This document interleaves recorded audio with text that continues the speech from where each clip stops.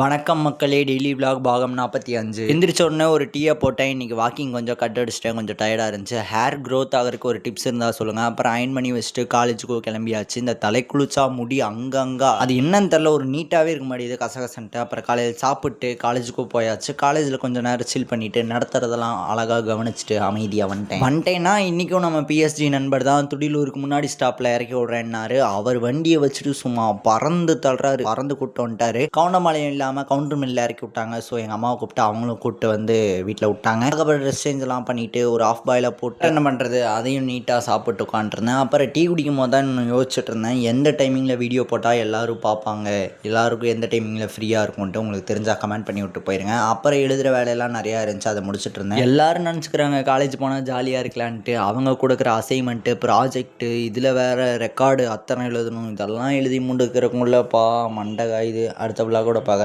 Tata.